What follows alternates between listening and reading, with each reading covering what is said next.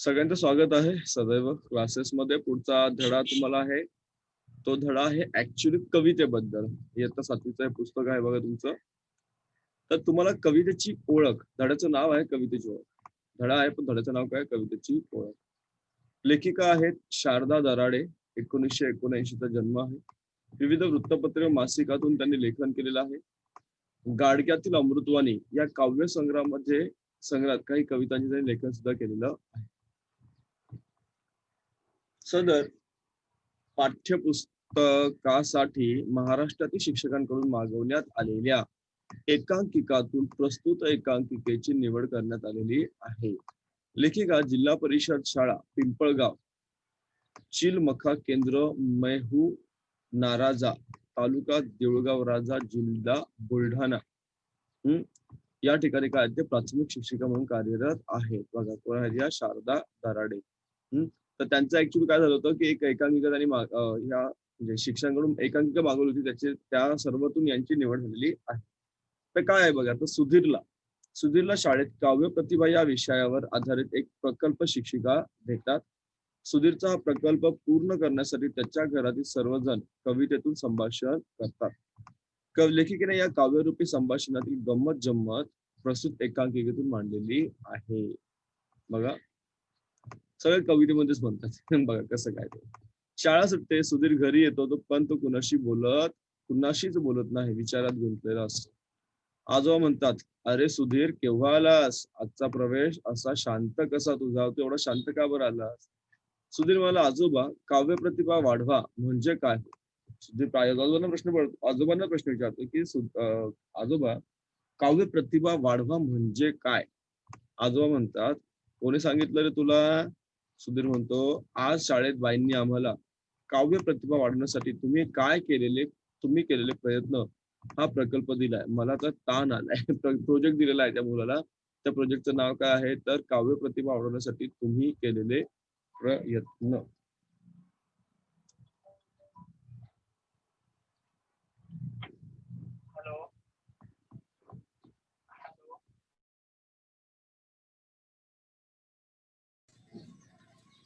तर प्रोजेक्ट दिला, त्याला ताण आलेला आहे. आता म्हणतो, अरे सोपं आहे, समजून घे. बघा सोपं आहे, कविता करण्याची, समजून घेण्याची आकलन शक्ती वाढवणं म्हणजे काव्य प्रतिभा वाढवणं. काय सांगितलं आजोबांनी?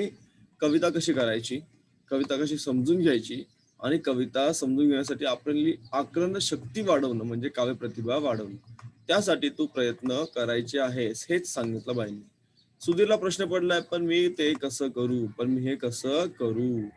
आजोबा म्हणतात, अरे काळजी करू नकोस, यासाठी आपण सगळे मिळून प्रयत्न करूया. तुझी काव्य प्रतिभा सुद्धा वाढेल. कविता करणं, कवितेचं आकलन होणं म्हणजे काय हेही तुला कळेल. म्हणजे सगळ्यांनी मिळून आता हा प्रश्न सोडवायचा प्रयत्न केलेला आहे.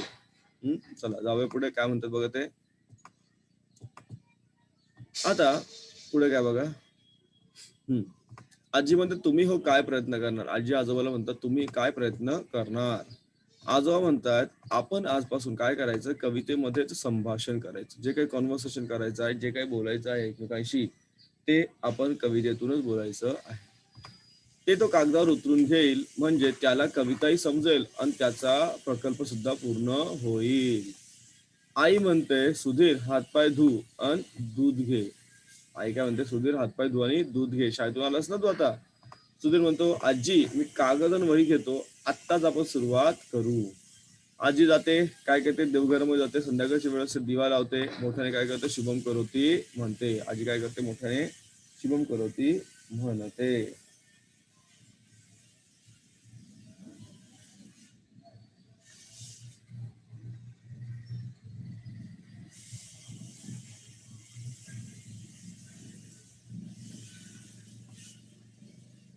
घरामध्ये लावते सांजवात, भाजी करते आता कांद्याची पात. बघा आजीने आता सुरुवात केलेली आहे कविता बोलायला. काय करते? घरामध्ये सांजवात, दिवा लावते आणि भाजी करते. कोणती भाजी? कांद्याची पात. आजोबा काय म्हणतात? आता म्हाताऱ्याचा वाढतो वाद, नको करू तू कांद्याची पात. आजोबा काय म्हणतात? कांद्याची पात करू नको, माझा वाद वाढतो. आजी म्हणते, कधीतरी कशाला म्हणशील का हो, कधीतरी कशाला म्हणतील का हो, मी सांगितलेल्या भाजीला नेहमीच देतात खो. आजी म्हणते, मी नेहमीच कोणतरी भाजी करायची म्हणते आणि तुम्ही त्याला खो देतात म्हणजे तुम्हाला ती भाजी आवडत नाही. असं आजी म्हणते. म्हणजे जे काही बोलणं चाललंय ते आता कवितेच्या रूपात चाललेलं आहे. सुधीर, ए माझी सुपर आजी, तुला आवडेल ती कर भाजी. काय म्हणतो तो? ए माझी सुपर आजी, तुला आवडेल ती कर भाजी. आजोबा म्हणतात, तू बनव भाजी छान छान चवळी. ए सुधीर, आण रे इकडे दातांची कवळी. दातांची कवळी तुम्हाला माहित असेल, नकली दात असतात ते. आजी, बरं बाई, तुमची इच्छा हाच ध्यास. भाजी बनवते चवळीची मी खास. कोणती भाजी बनवते? चवळीची खास. आता सगळे हसायला लागतात, कारण अशा प्रकारे बोलणं आपल्याला सवय नसते आणि असे आपण बोललो कधी की नंतर सगळ्यांना हसू येतं. बाबांची रात्रपाळी असते. बाबा रात्री कामाला जायला निघतात. बाबा, अगं आई, पटकन खायला दे ना ग काही. मला ऑफिसला जाण्याची घाई, नाहीतर बॉस करू देणार नाही सही. काय म्हणतात, पटकन मला जेवायला दे, काहीतरी खायला दे, मला जायचं ऑफिसला, रात्रपाळीला जायचं आहे, नाहीतर उशीर झाला तर बॉस सही करू देणार नाही. सुधीर म्हणतो, कसली घाई, कसली सही, आजीनं दिलं चपाती आणि दही. आई म्हणते, काय बाई कविताची कमाल, बोलतात आणि हसतात तोंडावर धरून रुमाल. खूप सुंदर संभाषण चाललंय त्यांचं. आजी म्हणते, आता सोड रे घशाचा पाश, सॉरी, आता सोड रे घराचा पाश, ऑफिसात जा आता सावकाश जा, घरातून निघ आणि ऑफिस मध्ये सावकाश जा, हळू जा, घाई करू नको, उशीर झाला म्हणून. बाबा ऑफिस जातात, आजोबा फिरायला निघतात. आजोबा कुठे निघाले? आता फिरायला निघालेले आहेत. आजोबा म्हणतात, मला द्या काठी आणि चप्पल. मला काय द्या? मला द्या काठी आणि चप्पल. कोटाचं जोडून द्या तुटलेलं बक्कल. कोट पण द्या, त्याचं बटन तुटलेलं आहे, कोट पण मला द्या. आजी म्हणते, तुम्हाला तर समजतच नाही, तोडून ठेवता काही ना काही. आजीबा काय म्हणते, तुम्हाला काही समजतच नाही, काही ना काही तुम्ही तोडूनच ठेवत असता. आई म्हणते, आई, तुम्ही बाबांना चिडू नका, रागाचा तुम्ही सोडा हे का, बाबांना चिडू नका. कोण म्हणतं? आई म्हणते सुधीरची. आजी म्हणते, म्हणजे रागाचा सोडा हे का, कामाचा का मी घेतलाय ठेका. शिवणकाम शिकलीस पण बक्कल लावायला चुकलीस. शिवणकाम शिकलीस पण बक्कल लावायला चुकलीस. कोण म्हणत? सासू सुनेला म्हणते. आई, चिडता का हो माझ्यावर, माया करावी सर्वांवर. काय म्हणते सून, म्हणजे सुधीरची आई, माझ्या चिडू नका, सर्वांवर माया करा, प्रेम करा. सुधीर म्हणतो, तुम्ही आता नका भांडू, तुम्ही आता नका भांडू, तुम्ही आता नका भांडू. भांडण ऐकून येतं रडू, लहान तोंडी मोठा घास, करपलेल्या भाजीचा सुटला वास. तुमच्या भांडणामध्ये भाजी करपलेली, तिकडे भाजी जळून चालली, तुम्ही भांडू नका. सुधीर हसतो, तेवढ्यात ताई येते. तिला हे वातावरण नवीन असतं. विषय समजताच खो खो हसते, पण आनंदित होते आणि सहभागी होते. ताई पण येते, सुधीरची बहीण. बरं का आजी, बरं का आजोबा आजी, दूर करू सुधीरची नाराजी. कवितेत बाजी, कवितेत मारेल तो बाजी. आई, आहे का घरात पिठाची सोजी, आई घरात आहे का पिठाची सोजी. कोण म्हणतं? ताई म्हणते. आई म्हणते, तुला सोजी तुला हवी तरी कशाला, लाडू खातेस आणि बशी ठेवतेस उशाला. कशाला पाहिजे तुला सोजी, का तू लाडू खातेस बशी ठेवतेस उशाला. सुधीर म्हणतो, चला सगळे जेवण करू, चवळीच्या भाजीवर ताव मारू. चला सगळे जेवण करू, चवळीच्या भाजीवर ताव मारू. सगळेजण एकत्रित म्हणून जेवायला बसतात. आजी, रात्र झाली आता झोपा, उघडू सकाळी कवितेचा होपा. आता सगळे झोपून घ्या, आपण सकाळी उद्या उठू आणि पुन्हा नवीन नवीन नवीन नवीन जेवढं जर म्हणतं तेवढं कविता आपण करू. पुढे बघा, काय खूप छान वाटतंय. हा, सर्वजण झोपतात. सकाळी उठल्यावर सुधीरला सर्वजण कामात दिसतात. सुधीर आईकडे जातो. आई म्हणते, सूर्य उगवला, चिमण्या उडाल्या. सूर्य उगवला, चिमण्या उडाल्या. सगळ्यांच्या आंघोळी झाल्या, हवा सुटली आहे गारगार. आंघोळीचं पाणी केले गरम फार, जा बरं पटकन आंघोळ करून घे. ताई म्हणते सुधीरला, आंघोळ कर पटकन, नाश्ता कर चटकन, झालाय उशीर तुला, झटपट आवर मुला. कोण म्हणते? ताई म्हणते कोणाला? सुधीरला. आजी म्हणते, आजोबांना द्या स्वेटर, मफलर आणा, कान टोपी. थंडी वाजते ना, आजोबांना स्वेटर घेऊन या, मफलर घेऊन या, कान टोपी घेऊन या. थंडीपासून बचावाची हीच युक्ती सोपी. सुधीर आंघोळीला गेला होता ना, आंघोळ करून तो आता बाहेर येते. कोण? सुधीर. आता पुढे काय त्याचं बोलणं बघा. ताई म्हणते, सुधीर तू लिहून घे नीट. सुधीर तू लिहून घे नीट. यमक जुळायला हवे फिट. शब्दांचे यमक हवे नीट, तरच बनते कविता धीर. कारण कवितेमध्ये यमक शब्द जुळणं फार महत्वाचं होतं. तुम्हाला माहित आहे, रायमिंग वर्ड्स आपण त्याला म्हणतो. काय म्हणतो त्याला? Rhyming words. बाबा आता रात्रपायला गेलेले बाबा घरी आलेले आहेत. कालचा विषय त्यांच्या लक्षात येतो. चे घालत असतात, खुर्चीवर भरून बसतात. बाबा, कामाचा आलाय आता कंटाळा, द्या थोडे पाणी टाकून वाळा. काय टाकून द्या? थोडे वाळा टाकून पाणी मला द्या. आई कणिक मळत असते. कणिक तुम्ही नंतर मळा, अगोदर शिऱ्यासाठी रवा चाळा. कोण म्हणतं? बाबा म्हणतात. शिरा बनवा आधी, पीठ नंतर करा, चपात्या नंतर करा. आई म्हणते आधी तोंड धुवा, आंघोळ करा, खा गरम शिरा. मग सुधीरच्या डब्यासाठी बटाटे तुम्ही चिरा. सुधीरच्या डब्यासाठी बटाटे तुम्ही चिरा. आधी उठा, नाश्ता करा, आंघोळ करा वगैरे तिचं म्हणणं आहे. सुधीर म्हणतो बघा, सुधीर, आजी म्हणते सुधीर आवर दप्तर ठीक, नाहीतर कचऱ्याचे येईल त्यात पीक. टापटीपणा दररोज शिक. काय शिक? दररोज टापटीपणा शिक. सुधीर म्हणतो आजी आई खूप छान, आजी आई खूप छान, मला नाही कशाचीच वान, तुमच्या वाचून हलेना पान. आई आणि आजी म्हणते पान हलते का? नाही. आवाज बंद ठेवायचा आहे. आजोबा होकार दर्शवतात, तेवढ्यात बाबा काही पुस्तके सुधीरच्या हातात देतात. बाबा म्हणतात बस झाला कवितांचा पाऊस, अशाने थोडीच होणार पूर्ण हौस. काय म्हणतात? बस झाला कवितांचा पाऊस, अशाने थोडीच होणार पूर्ण हौस. त्याला पुस्तक देतात. कोणाला? सुधीरला.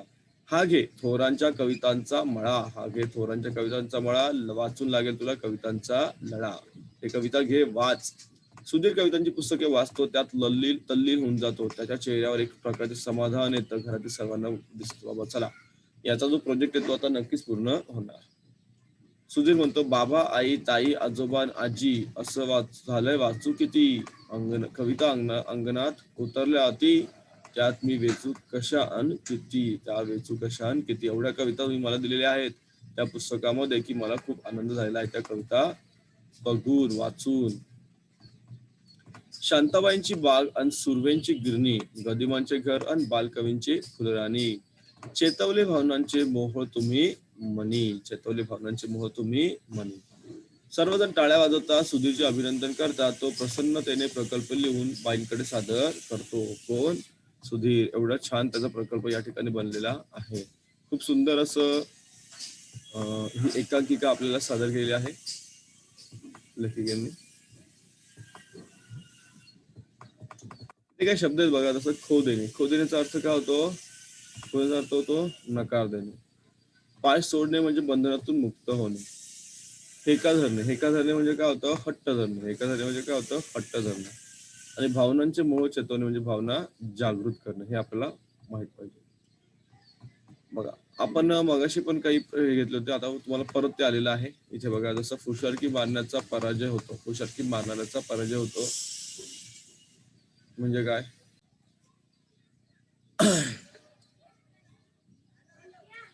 त्याचा होता अर्थ होतो तुमचा गर्वाचे घर खाली. फुशारकी मारणाऱ्याचा पराजय होतो म्हणजे गर्वाचे घर खाली. एखाद्याकडून काम करून घेताना गोड बोलायचे आणि काम झाले की त्याला सोडून द्यायचं, त्याला काय म्हणतो आपण? कामापुरता मामा. सर्वत्र परिस्थिती समान असणे, याला काय म्हणतात? पळसाला पाने तीनच. कुठे जा पळसाला पाने तीनच, आपण ऐकले असतील शब्द. त्यानंतर काय आहे? थोडे थोडे करून मोठा संचय करणे म्हणजे थेंबे थेंबे तळे साचे. त्यानंतर बघा एका संकटातून दुसऱ्या संकटात, एका संकटातून वाचायचं बचावणे आणि दुसऱ्या संकटात पडणे, याला म्हणतात आगीतून उठून फुफाट्यात पडणे. आगीतून उठून फुफाट्यात पडणे.